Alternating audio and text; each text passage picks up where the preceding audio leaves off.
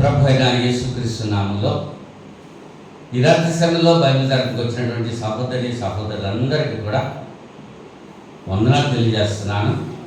ఆన్లైన్లో దేవుని యొక్క వాక్యం వీక్షిస్తున్నటువంటి ప్రతి సహోదరికి వారి కుటుంబ సభ్యులకు చింతపల్లిలో ఉన్నటువంటి క్రీస్తు తరపుగా హృదయపూర్వకమైనటువంటి వందనాలు తెలియజేస్తున్నాము. అంతా బాగున్నారు కదా? ఎండలు ఎక్కువ లేకపోతే వర్షాలు ఎక్కువ?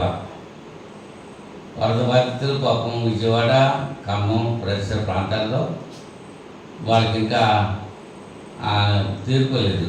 చాలామంది వీధులంతా కూడా బురదలతో ఇంట్లో కూడా సామాను అంతా పోయి చాలా ఇబ్బంది పడుతున్నారు. దేవుని కృపను బట్టి వారికి మనం కూడా సహాయం చేయడానికి దేవుడు మనకు కూడా కృప చూపించాడు. అలాగే అవసరంలో ఉన్నటువంటి వారికి ఆదుకోవాల్సిన అవసరత మన మీద ఉంది.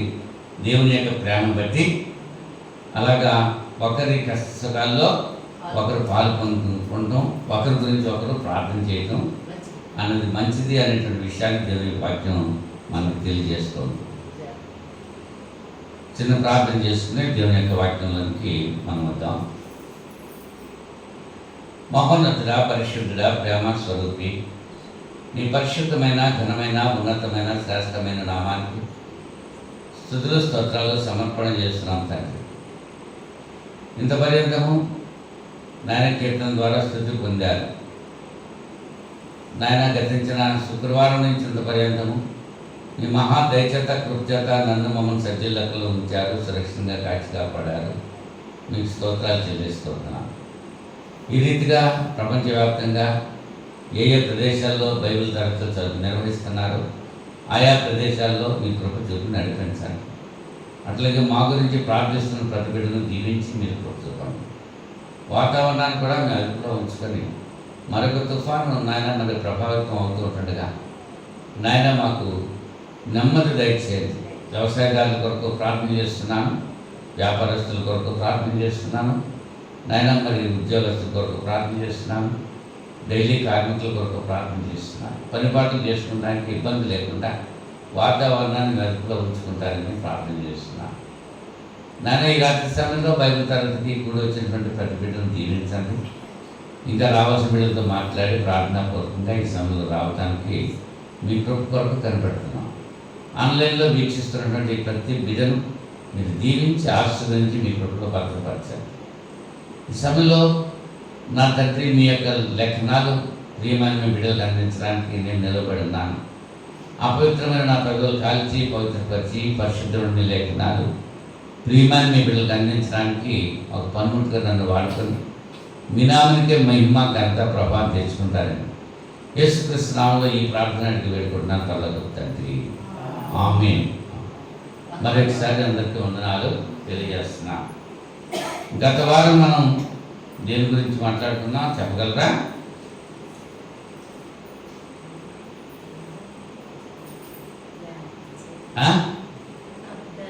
కొంచెం జ్ఞాపకం చేయాలి. తీర్మానాల గురించి మాట్లాడుకున్నాం. భవిష్యత్తులో మంచి తీర్మానాలు తీసుకునేటువంటి వారు ఎవరైతే ఉన్నారో ఋతు గురించి, సమయల గురించి, యెహోషువ గురించి, అలాగే ఎస్తేర్ గురించి, దావీదు గురించి, వాళ్ళు తీసుకున్నటువంటి తీర్మానాల గురించి మనం ఆలోచన చేస్తాం. మరి జ్ఞాపకం చేసుకోవాలి దేవుని యొక్క వాక్యాన్ని. ఈ దినాన్ని మరి యొక్క విషయం గురించి మనం ఆలోచించేటట్టు ప్రయత్నం చేద్దాం. యాకోబు తన పత్రిక 4వ అధ్యాయము 3-4 వచనాల్లో అంటాడు. 4వ అధ్యాయము 3వ వచనం, మీరు అడిగినను మీ భోగముల నిమిత్తం వినియోగించుటకై దురుద్దేశంతో అడుగుతున్నారు కనుక మీకేమీ దొరకట్లేదు. వ్యభిచారులారా, ఈ లోక స్నేహము దేవునితో వైరమని మీరు ఎరుగరా? కాబట్టి ఎవడు ఈ లోకంతో స్నేహం చేయకూడనో దేవుడు వారికి శత్రువగును. మీరు ప్రార్థన చేస్తున్నారు మంచిదే, కానీ మీరు మీ భోగాలు అనుభవించడం నిమిత్తం అడుగుతున్నారు కాబట్టి అవి మీకు దొరకట్లేదు. ప్రార్థన చేస్తే దేవుడు ఆలకిస్తాడు.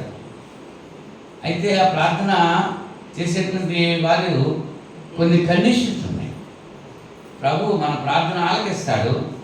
మన ప్రార్థన ఆలకించాలి అని అంటే మనం ఎలా ఉండాలి, మన పరిస్థితి ఎలా ఉంది?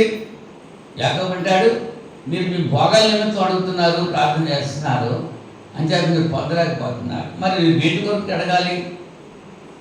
సర్వే జనో సుఖినో భవంతు అన్నారు. అందరికీ క్షేమం కొరకు, అనేక రక్షణ పొందడం కొరకు, ఇతరుల కొరకు మనం ప్రార్థన విజ్ఞాపన చేయాలి. ఎంతోమంది నశించిపోతున్నారు. నశించిన దాన్ని వీరికి రక్షించడానికి దేవుడు తన కుమారుడైన క్రీస్తుని లోకానికి పంపించాడు. కనుక ఇందాక మనం పాడుకున్నాం కదా కీర్తన, సత్యం ఎరుగని జనులు ఎందరో నశించిపోతున్నారు. ఆ సత్యం తెలిసిన నువ్వు ఏం చేస్తున్నావు? నిద్రపోతున్నావా? ఆ సత్యాన్ని ఇతరులకు ప్రకటిస్తున్నావా అనేటువంటిది. అవునా? మరి జనములు చెడ్డవి కనుక అనేటువంటి కీర్తనలో ఆ భావాన్ని మనం ఆలోచన చేసాం. అయితే ప్రభు మన ప్రార్థన ఆలకించాలంటే మనము ఎలా ఉండాలి, మన ప్రవర్తన ఎట్లా ఉండాలి, మన విధానం ఎట్లా ఉండాలి అనేటువంటి విషయాన్ని ఈ రాత్రి సమయంలో కొద్ది నిమిషాలు మనం ధ్యానం చేయడానికి ప్రయత్నించేద్దాం. కీర్తన గ్రంథం 37వ అధ్యాయము 4వ వచనంలో, కీర్తనలు 37వ అధ్యాయము 4వ వచనం అంటున్నాడు, యెహోవాను బట్టి సంతోషించుము, ఆయన నీ హృదయ వాంఛలను తీర్చును. ఆయన నీ హృదయ వాంఛలు తీర్చాలంటే నువ్వేం చేయాలి? ఏం చేయాలమ్మా?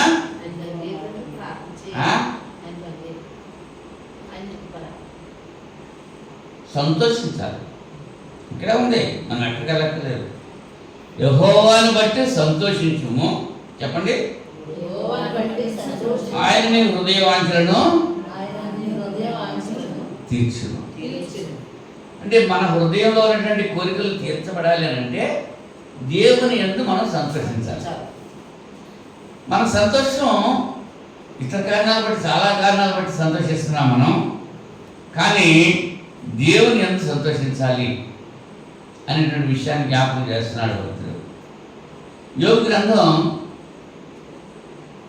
22వ అధ్యాయంలో 22వ అధ్యాయము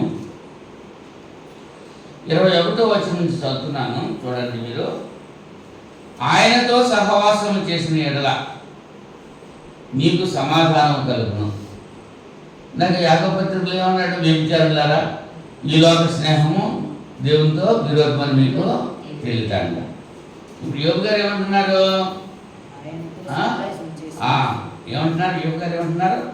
ఆయనతో సహవాసం చేసిన ఎడల నీకు సమాధానం కలుగును, అలాగున నీకు మేలు కలుగును. ఆయన నోటి ఉపదేశమును అవలంబించుము, ఆయన మాటలను నీ హృదయంలో ఉంచుకును. మన హృదయంలో ఏముంటున్నాయి? 13 ఉంటున్నాయి, కానీ దేవుని మాటలు ఉండలేదు. చూసారా? మన శుక్రవారం ఏం చెప్పాను అన్నది ఇవాళ చెప్పగలిగారా? లేదు. ఇంచేత హృదయంలో ఆయన మాటలో లేవు. ఇక్కడ యోబు గారు ఏమంటున్నారంటే, ఆయన మాటలను నీ హృదయంలో ఉంచుకొనుము, సర్వశక్తుని వైపు నీవు తిరిగిన ఎడల నీ గుడారములలో నుండి దుర్మార్గము దూరముగా తొలగించిన ఎడల నీవు అభివృద్ధి పొందలేవు. మంటిలో నీ బంగారమును, ఏటి రాళ్లలో ఓపిరి సువర్ణమును పారవేయము. బంగారం రేటు పెరిగిపోతుంది, అయినా పంట మానటలేదు. ఎవరన్నా కొన్ని వాళ్ళు పంటనే ఉంటున్నా, మళ్ళీ దాని వరకు ఎక్కువ రేట్ పడలేకపోతున్నారు అని 9 క్యారెట్ గోల్డ్ అని మళ్ళీ తయారు చేస్తున్నారంట. తక్కువ రకం బంగారం, అది క్యారెటే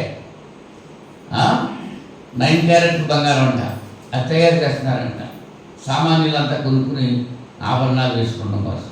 అంటే బంగారంతో అలంకరించుకుంటే చూస్తున్నారు తప్ప బంగారం కంటే మేలైనటువంటి దేవుని యొక్క వాక్యంతో అలంకరించబడ్డానికి చూడలేదు. అని చెప్పి ఏమంటున్నాడంటే యోబు గారు, మంటిలోని బంగారమును, ఏటి రాళ్లలో ఓపిరి సువర్ణమును పారవేయి, అప్పుడు సర్వశక్తుడు నీకు అపరంజిగాను ప్రశస్తమైన వెండిగాను నీ బంగారం పడేస్తే సర్వశక్తుడే నీకు ప్రశస్తమైనటువంటి వెండిగా ఉంటాడు. అప్పుడు సర్వశక్తిని యందు నీవు ఆనందించదవు. ఆనందం సంతోషించగలవుగా? దేవుని యందు మనం సంతోషించాలి. ఎప్పుడు సంతోషిస్తాము? అప్పుడు సర్వశక్తిని యందు నీవు ఆనందించదవు అంటాడు. దేవుని తట్టు నీ ముఖము ఎత్తుతావు. ఎప్పుడు బంగారాన్ని ఓపిక సువర్ణాన్ని ఏ ప్రాంతంలో పడవేస్తే అంటే పడవేసుకుంటే పడేసేమని కాదు, దాన్ని ఎక్కువగా దాన్ని చూడకూడదు. దేవుని కంటే ఎక్కువగా దేవుని ప్రేమించడానికే వీలే. అంటే విశ్వాసంతో ఉండాలి. దానిని ఎక్కువగా చూడకుండా ఉన్నప్పుడు దేవుడు ఏం చేస్తాడు? నీవు ఆనందపరిచేలాగా చేస్తూ ఉంటాడు. నీ ప్రార్థన ఆలకిస్తాడు. సంతోషించాలి. పౌలు గారు కూడా అదే చెప్తుంటున్నారు. ఆనందించుడి, మరలా చెప్తున్నాను, ఆనందించుడి. నీ సహనము సకల జనులకు తెలియచేయడం. ఎలిజబెత్ అమ్మ సంతోషించింది. ఎలిజబెత్ వయసు ఎంతమ్మా? చిన్నదా? ముసలే. చిన్నదంటే ఎలిజబెత్ అమ్మా మరియమ్మ బంధువురాలు ఎలిజబెత్, జకర్యా భార్య. ఆమె సంతోషించిందంట. ఎందుకు సంతోషించింది?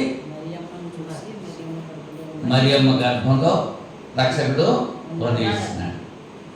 మరి ఆమె గర్భంలో ఈ రక్షకుడు గురించి తెలియజేయడానికి యోహాను ఉన్నాడు అని చెప్పి దేవుడి కార్యాలను బట్టి ఎలిజబెత్ సంతోషించింది. మరి మనం ఎంత సంతోషిస్తున్నాము? అంటే ప్రభు మన ప్రార్థన ఆలకించాలంటే మొట్టమొదటి కారణం ఏంటంటే మన ప్రవర్తన ఎలా ఉండాలంటే సంతోషిస్తూ ఉండాలి. ఎవరి యందు? దేవుని యందు సంతోషిస్తూ ఉండాలి. రెండవదిగా మనం చూస్తే 44వ కీర్తన గ్రంథం 4వ అధ్యాయం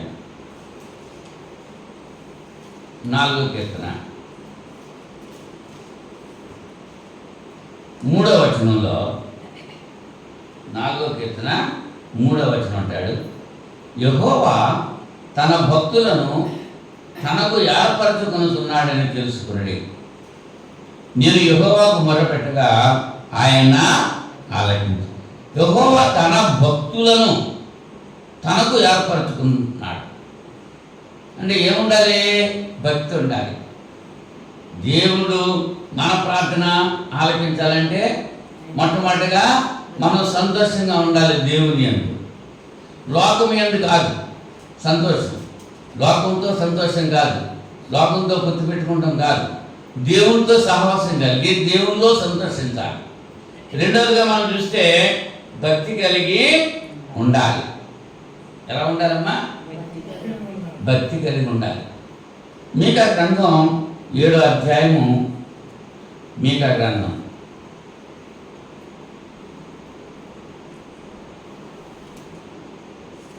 7వ అధ్యాయం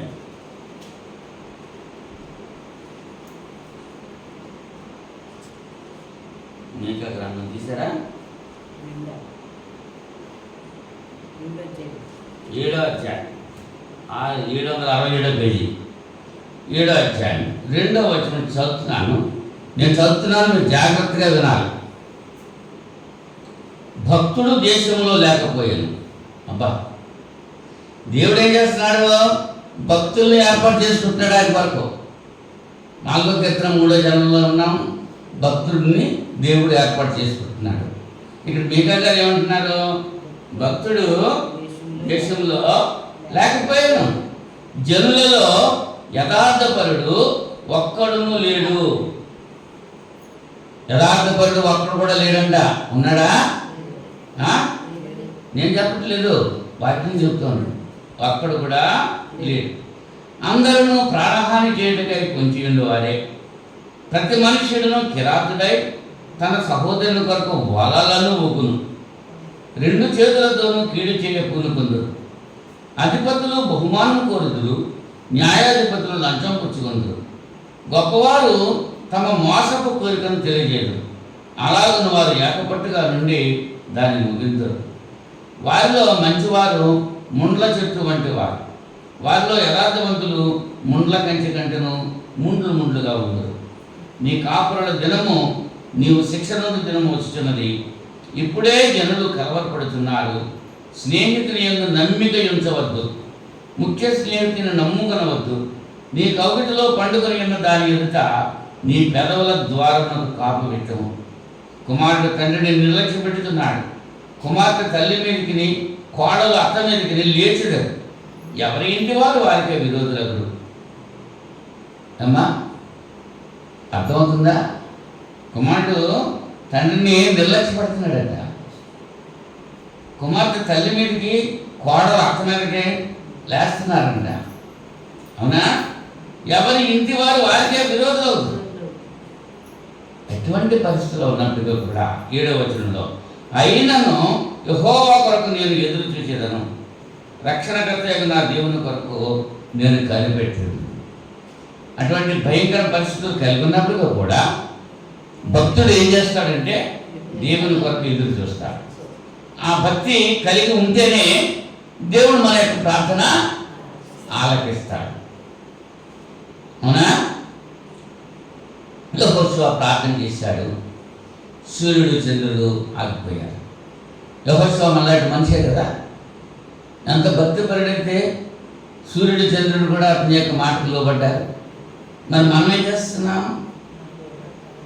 యేసు ప్రభు చెప్తున్నారు యోహాను సువార్త 15వ అధ్యాయంలో, మీరు నన్ను ఏర్పాటు చేసుకోలేదు, నేనే మిమ్మల్ని ఏర్పాటు చేసుకున్నాను అని చెప్తున్నారు. చూడండి, యోహాను సువార్త 15వ అధ్యాయము 16వ వచనంలో,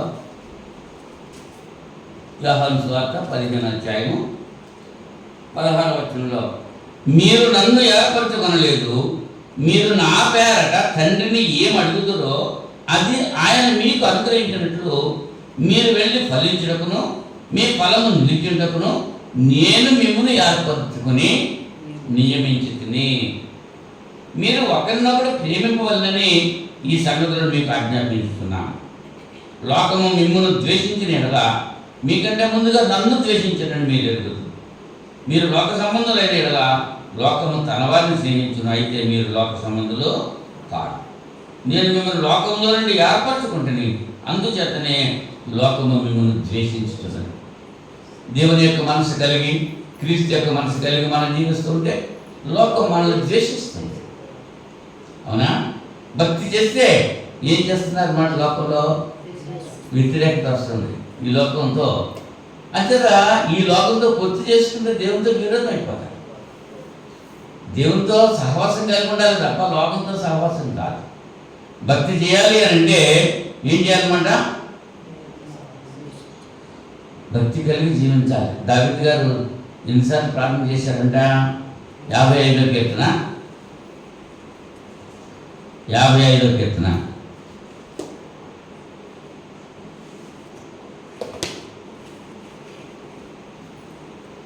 55వ కీర్తన 16-17 వచనాల్లో మనం చూస్తే 16-17 వచనాలు, ఇంకా 15వ వచనం చూస్తే, వారికి మరణం అకస్మాత్తుగా వచ్చిన గాక, సజీవులుగానే వారి పాతాళములను దిగిపోతారు గాక, చెడుతనం వారి నివాసములోని వారి అంతరంగమునందున్నది. అయితే నేను దేవునికి మొరపెట్టుకొందును, యెహోవా నన్ను రక్షించును. సాయంకాలమున ఉదయమున మధ్యాహ్నమున నేను ధ్యానించుచు మొరపెట్టుకొందును, ఆయన నా ప్రార్థన ఆలకించును. మన ప్రార్థన ఆలకించాలంటే మనం ఏం చేయాలి? మరి దావీదు తన ప్రార్థన ఆలకించడానికి, దేవుడు తన ప్రార్థన ఆలకించడానికి ఏం చేస్తున్నాడు? సాయంకాలము ఉదయము మధ్యాహ్నము దేవుణ్ణి ధ్యానిస్తున్నాడు. చక్రవర్తి అయ్యుండి 3 పూటలు కూడా దేవుని సన్నిధిలో ధ్యానం చేస్తున్నాడు. మనం బైబిల్ ఎంతసేపు చదువుతున్నాం? 24 గంటల్లో ఎంతసేపు ప్రార్థన చేస్తున్నాం? ఒకసారి ఆలోచించాలి. భక్తి అంటే అది దేవునికి వాక్యం చదవాలి, ఆయన సన్నిధిలో ప్రార్థన చేయాలి. రెండు చేస్తేనే భక్తి. అవునా? ఇంచేత దావీదు ఏమంటున్నాడు మొదటి కీర్తనలో, దుష్టుల ఆలోచన చొప్పున నడవద్దు అని చెప్పి మరి ఎలా ఉండమంటున్నాడు? యెహోవా ధర్మశాస్త్రం ముందు ఆనందించు, దివారాత్రము దాన్ని ధ్యానించేవాడు ధన్యుడు అన్నాడు. అవునా? కనుక భక్తి కలిగి ఉండటం అంటే ఏమిటో అనేటువంటి విషయాన్ని మనం చూస్తున్నాం. యెహోషువ భక్తి కలిగిన వాడు కనుక ప్రార్థన చేస్తే సూర్యుడు చంద్రుడు ఆగిపోయాడు. అవునా? సూర్యుడు గిబ్యోన్ లాగమంటే గిబ్యోన్లోనే ఆగిపోయాడు. అమ్మా, ప్రభు మన ప్రార్థన ఆలకించాలంటే మన ప్రవర్తన ఎలా ఉండాలి? నెంబర్ 1 సంతోషించాలి. నెంబర్ 2 భక్తి కలిగి ఉండాలి. భక్తి కలిగి దాని గురించి మనం ఆలోచించేసి, మూడవది మనం చూస్తే 34వ కీర్తన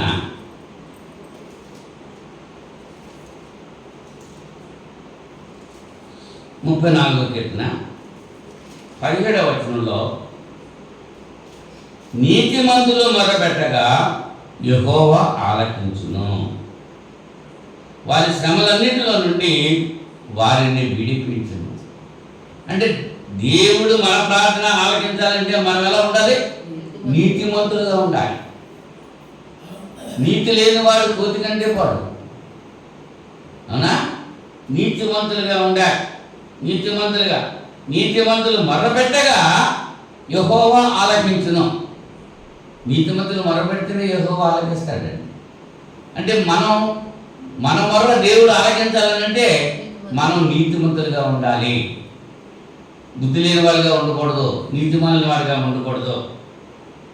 19వ కీర్తనలో 19వ వచనంలో ఏమంటున్నాడు?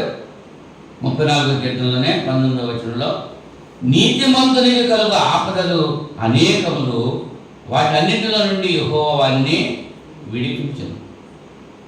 ఆపదలు ఏంటమ్మా? ఎవరికి వస్తాయి ఆపదలు? నీతిమంతులుగా వస్తాయి. మనం అనుకుంటూ ఉంటాం, వాడు అలాగైపోవాలి, ఈమె ఇలాగైపోవాలి, అది అలాగైపోవాలి అని చెప్పి అనుకుంటూ ఉంటారు. వీళ్ళు అనుకున్న మాటలన్నీ అయిపోతాయా? ఓ అప్పో, దేవుని యొక్క చిత్తం లేకుండా ఇది జరగదు.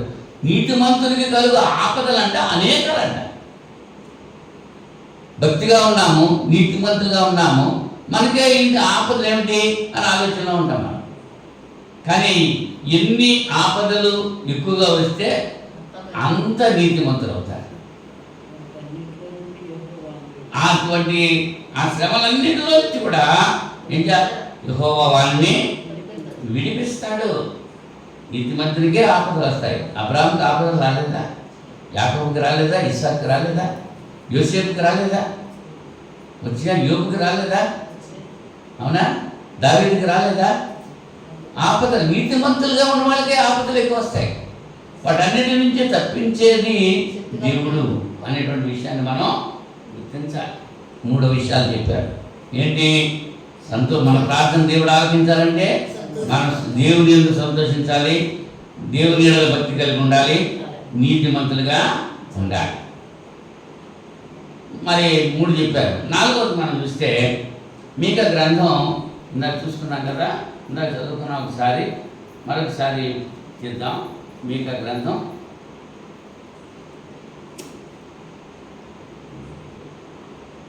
767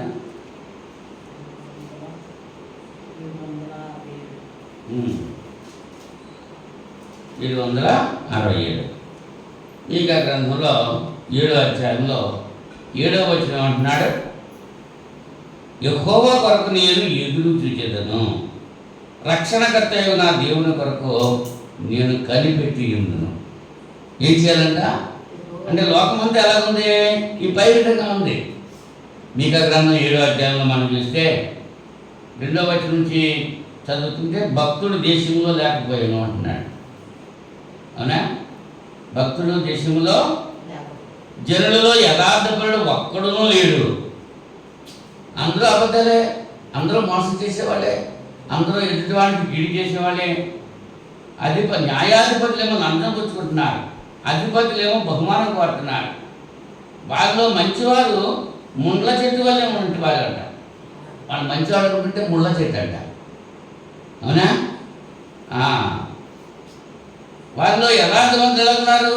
ముండ్ల కంటేను ముండ్లుగా ఉంది, ఇంకా ఇంకా ముళ్ళు, వాళ్ళు మంచివాడంట. ఇటువంటి పరిస్థితుల్లో లోకంలో వ్యక్తులు ఉన్నప్పటికీ కూడా భక్తుడు అంటున్నాడు, అయినను యెహోవా కొరకు నేను ఎదురు చూసేదను, నేను ఎదురు చూస్తున్నాను, నా దేవుని కొరకు నేను కనిపెట్టుకొని ఉంటున్నాను అంటున్నాడు. కనిపెట్టుకోవాలి. ఎవరి కొరకు? లోకం ఎలా పోతే పోనీ, అంటే లోకమంతా ములిగిన చెమ్మ చీకటి ఏమైనా మనం మాత్రం దేవుని కొరకు కనిపెట్టుకునే ఉండాలి.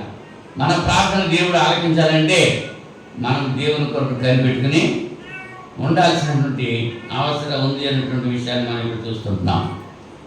కీర్తన గ్రంథం 4వ అధ్యాయంలో 4వ అధ్యాయం 2-3 వచనాల్లో 2-3 వచనాలు, ఇరుకులో నాకు విశాలత కలుగజేసిన వాడు నీవే, నన్ను కరుణించి నా ప్రార్థన అంగీకరించుము. నరులారా, ఎంతకాలము నా గౌరవము అవమానముగా మార్చెదరు? ఎంతకాలము వ్యర్థమైన దాన్ని ప్రేమించెదరు? ఎంతకాలము అబద్ధమైన వాటిని వెతకెదరు?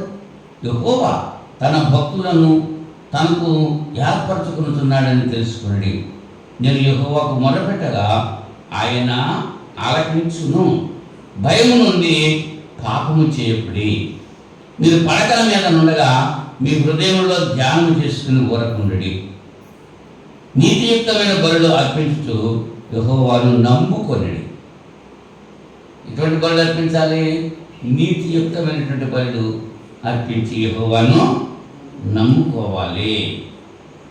అలాగా దేవుని కొరకు మనం ఎదురు చూస్తూ ఉండాలి.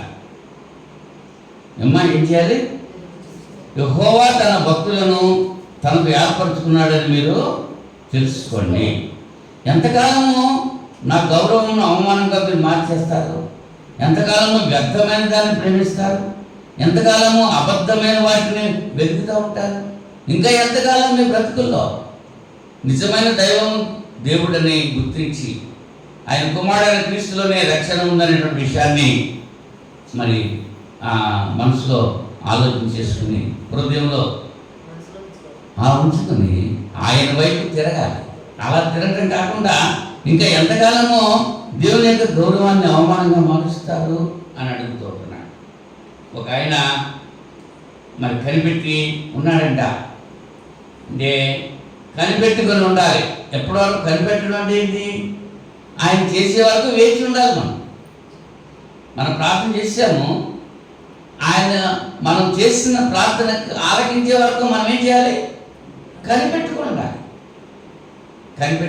ఆయన చేసే వరకు ఎదురు చూడాలి, కంగారు పడకూడదు. కనిపెట్టుకున్న ఒక ఆయన ఉన్నాడు. ఆయన లూకా సువార్త 2వ అధ్యాయంలో, ఆయన పేరు సిమియోను. లూకా సువార్త 2వ అధ్యాయంలో ఆయన గురించి వ్రాయబడ్డది, చదువుతున్నాను. 25వ వచనం నుంచి యెరూషలేమునందు సిమియోను అను ఒక మనుష్యుడుండెను. అతడు నీతిమంతుడును భక్తిపరుడునై ఉండి ఇశ్రాయేలు యొక్క ఆదరణ కొరకు కనిపెట్టేవాడు. పరిశుద్ధాత్మ అతని మీద ఉండెను. అతడు ప్రభు యొక్క క్రీస్తును చూడక మునుపు మరణము పొందడని అతనికి పరిశుద్ధాత్మ చేత బయలుపరచబడి ఉన్నది. ఆత్మవశుడై అతడు దేవాలయంలోనికి వచ్చాను. అంతటా ధర్మశాస్త్ర పద్ధతి చొప్పున ఆయన విషయమై జరిగించుటకు తల్లిదండ్రులు శిశువైన యేసును దేవాలయంలోకి తీసుకుని వచ్చినప్పుడు అతడు తన చేతులలో ఆయనను ఎత్తుకొని దేవుని స్తుతించుతూ ఇట్లని. సిమియోను అనేటువంటి ఆయన రక్షకుడిని చూడకుండా ఆయన చనిపోడు అనేటువంటి వాగ్దానం కలిగి, పరిశుద్ధాత్మ కలిగి ఉన్నాడు. ఎవరండి ఆయన పేరేంటి? సిమియోను. యేసు ప్రభుని మన సున్నతి చేయడానికి దేవాలయంలో తీసుకెళ్ళినప్పుడు జరిగినటువంటి సంఘటన అన్నమాట ఇది.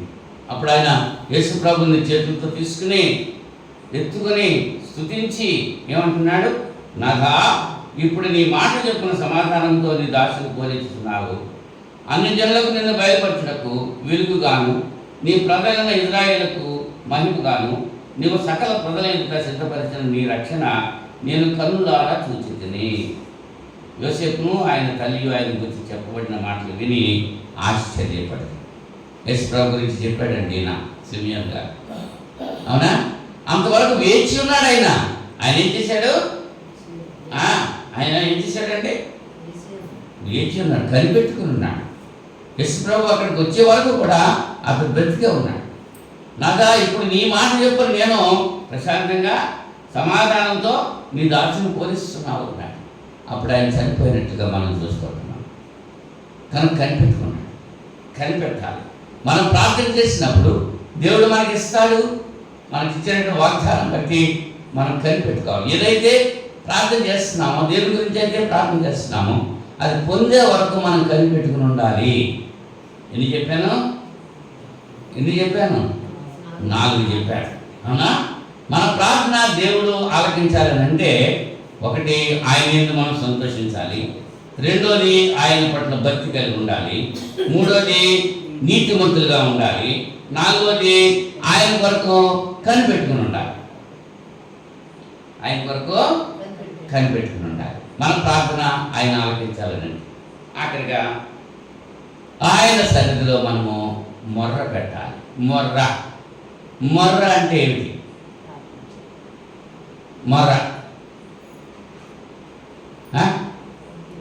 మొర్ర అంటే ఏంటి?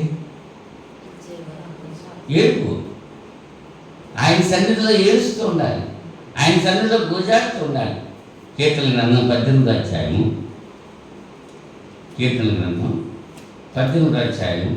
6వ వచనం అంటాడు, నా శ్రమలో నేను యెహోవాకు మొర్ర పెట్టి తిని నా దేవునికి ప్రార్థన చేసి తిని. కాలిరిగిపోయింది, ఏం చేస్తావు? దేవుని సన్నిధిలో మొర్ర పెట్టడమే. నా దేవునికి ప్రార్థన చేస్తుంది. ఎంత ఒంట్లో బాగోలేదు నీకు, ఏం చేసావు? దేవుని సన్నిధిలో ప్రార్థన చేసుకున్నావు, మొరపెట్టావు. అవునా? అదే అడుగుతున్నాడు. నా శ్రమలో నేను యెహోవాకు మొరపెట్టి తిని నా దేవునికి ప్రార్థన చేసి తిని ఆయన తన ఆలయంలో ఆలకించి నా ప్రార్థన అంగీకరించాను. నా మొర్ర ఆయన సన్నిధిని చేరి ఆయన చెవులో జుచ్చాను. నేను హాస్పిటల్లో పెట్టబడ్డప్పుడు నేనేం చేశాను? ఆయన సన్నిధిలో మొర్ర పెట్టాను. ఏం చేశానమ్మా? మొర్ర పెట్టిన ఆయన సన్నిధిలో, వైద్యం మీద కాదు, దేవుని సన్నిధిలో మొర్ర పెట్టినప్పుడు ఏం చేస్తున్నాడు ఆయన? దేవుడు నా ప్రార్థన ఆలకించాడు. నువ్వు శోధంలో, నీ అవసరతలో, నీ కష్టంలో నువ్వు దేవుని సన్నిధిలో మొర్ర పెట్టుకున్నప్పుడు దేవుడు ఆలకిస్తాడు తప్పకుండా. అవునా? సమూయేలు 2వ గ్రంథం 22వ అధ్యాయంలో, సమూయేలు 2వ గ్రంథం 22వ అధ్యాయం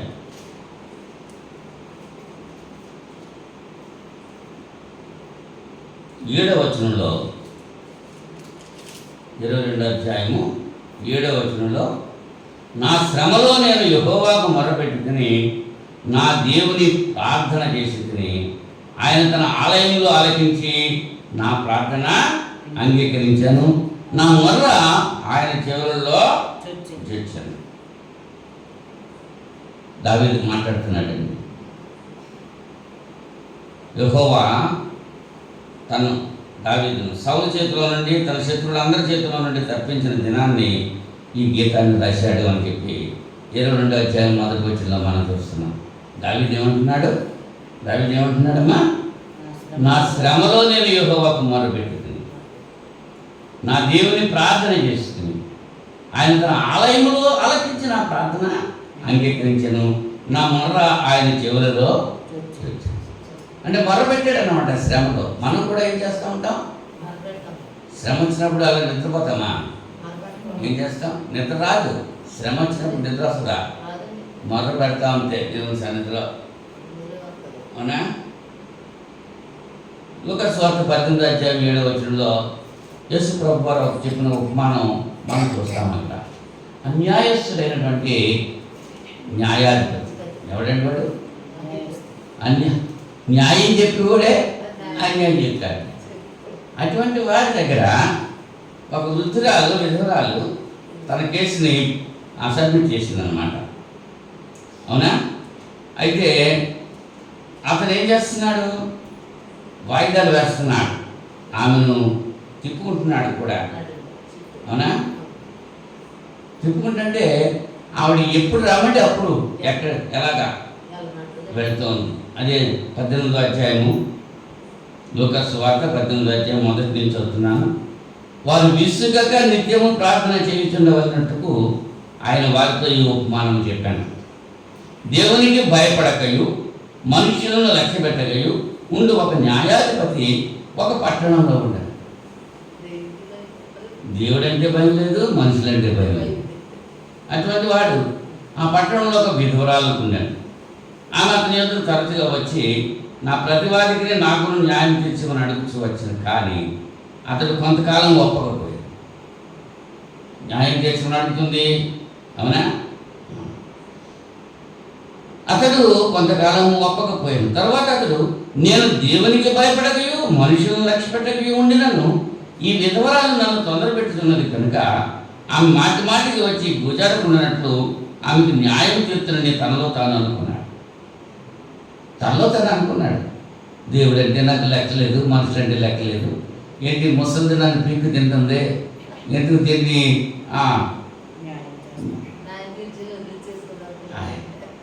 న్యాయం తీర్చును, ఆమెకు న్యాయం తీర్చునని తనలో తాను అనుకున్నాడు. అనుకునేటప్పటికి ఏమైంది? మరి ప్రభు అక్కడ ఉన్నాడు. అన్యాయస్తులైన న్యాయాధిపతి చెప్పిన మాట వినండి. దేవుడు తాను ఏర్పరచుకున్న వారి దివారాత్రులు తన గురించి మొదలుపెట్టుకుంటుండగా వారికి న్యాయం తీర్చరా? ఆయన వారికి త్వరగా న్యాయం తీర్చును. వారి విషయమే కదా ఆయన దీర్ఘశాంతం చూపుతున్నాడని మీతో చెబుతున్నాను. ఆయనను మనిషి కుమారుడు వచ్చినప్పుడు ఆయన భూమి మీద విశ్వాసం కనుగొననా? మనిషి కుమారుడు వచ్చేటువంటి సమయం అయింది. భూమి మీద విశ్వాసం కనుగొననా అంటే విశ్వాసం ఉండదు. ఉందా విశ్వాసం? ఎంతమందికి ఉంది అమ్మా? విశ్వాసం ఎంతమందికి ఉంది? ఎంతమంది రావాలి బైబిల్ తరగతికి? ఎంతమంది వచ్చారు?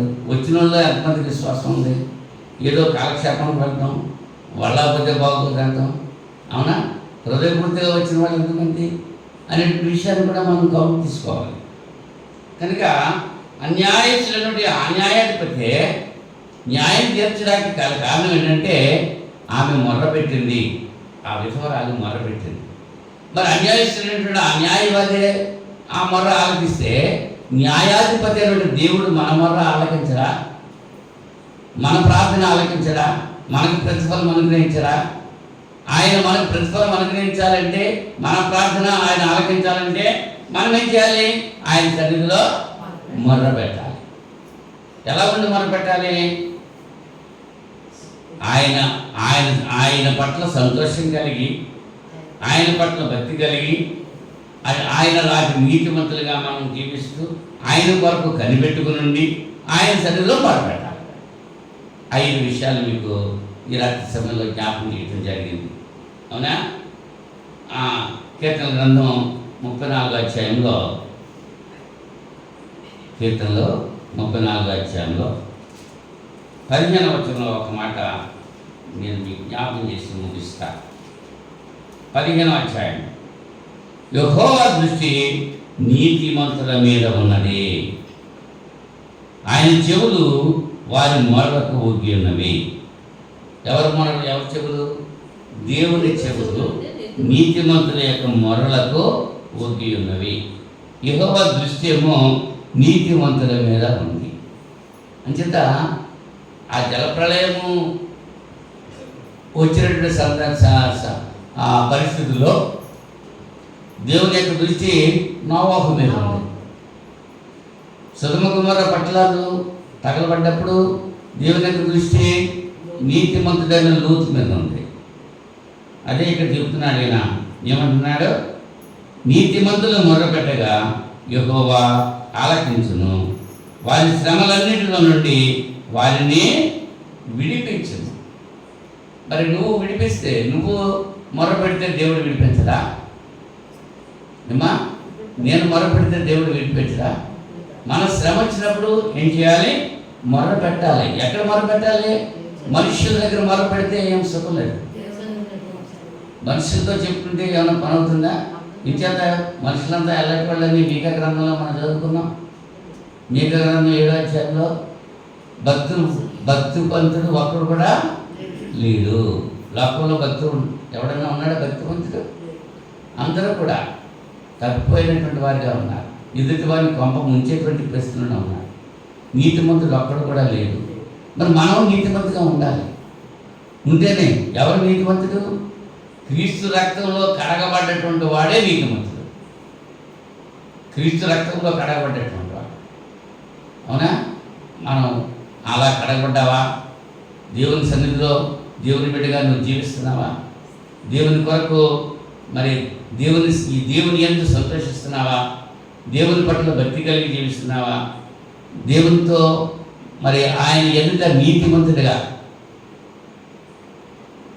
యోసేపు నీతిమంతుడు కనుక యోసేపు గురించి వ్రాయబడ్డది తెలుసా?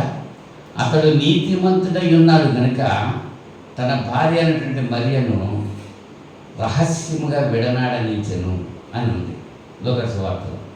అతడు నీతిమంతుడని వ్రాయబడ్డాడు. లేకపోతే అల్లరి చేసేస్తారు కదా, అవునా?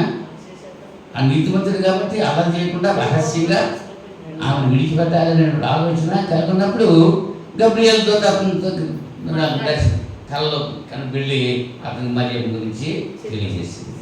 కనుక ప్రియులారా, ఈ రాత్రి సమయంలో 5 విషయాలు మీకు చెప్పారు. ఇప్పుడు ఎందుకు చెప్తున్నారంటే ఈ 5 విషయాలు మళ్ళీ రేపు శుక్రవారం నాకు చెప్పాలి. మీరు ఎక్కడ రాసుకుంటారో నాకు తెలియదు. రొటీన్లో రాసుకుంటారో, నోట్స్లో రాసుకుంటారో, మరి పలకల మీద రాసుకుంటారో, ఎక్కడ రాసుకుంటారో నాకు తెలియదు. కానీ ఏం చేయాలి? ప్రభు మన ప్రార్థన ఆలకించాలంటే 5 విషయాలు మనం చేయాలి. ఏంటయ్యి? 1, ఆయన యందు సంతోషించాలి. 2, ఆయన పట్ల భక్తి కలిగి ఉండాలి. 3, నీతిమంతుడిగా ఉండాలి. 4, ఆయన కొరకు కనిపెట్టుకుని ఉండాలి. 5, ఆయన కొరకు ఆయన సన్నిధిలో మొర్ర పెట్టాలి. ఈ 5 విషయాలు మనం చేసినప్పుడు దేవుడు మన ప్రార్థన ఆలకించి ప్రతిఫలం అనుగ్రహిస్తాడు. అటు స్థితి మనం కలిగి ఉండగలిగినట్లుగా దేవుడు తన పరిశుద్ధాత్మ మనకు ప్రసాదించినగాక ప్రార్థన చేసుకున్నాం. మహోన్నతుడా, పరిశుద్ధుడా, జీవాధిపతి, సృష్టికర్త, మీకు స్తోత్రాలు. ఈ రాత్రి సమయంలో వెతబడిన వాక్యం వీళ్ళ హృదయాల్లో బదిలిపరచుకోవడానికి సహాయం చేయమని ప్రార్థన చేసుకుంటున్నాం. మా యొక్క ప్రార్థన మీరు వినాలి, ఆలకించాలి, ప్రతిఫలం ఇవ్వాలి అని అంటే మేము మీ యందు సంతోషించాలని, మీ పట్ల భక్తి కలిగి జీవించాలని, నీతిమంతులుగా ఈ లోకంలో మేము బ్రతకాలని, మీ కొరకు మేము కనిపెట్టుకుని ఉండాలని, మీ సన్నిధిలో మొర్రపెట్టుతూ ఉండాలని 5 విషయాలు బిడ్డలతో ముచ్చరించారు. వారి హృదయాల్లో బదిలిపరచుకొని ఆ రీతిగా జీవిస్తూ మీ నుంచి మేలు పొందే వాక్యం బిడ్డలందరికీ దయచేయమని ఈ ప్రార్థన మా రక్షకులను మీ ప్రియకుమారుడైన యేసుక్రీస్తు నామములో వేడుకుంటున్నాను పరలోకపు తండ్రి. ఆమేన్. అందరికీ వందనాలు.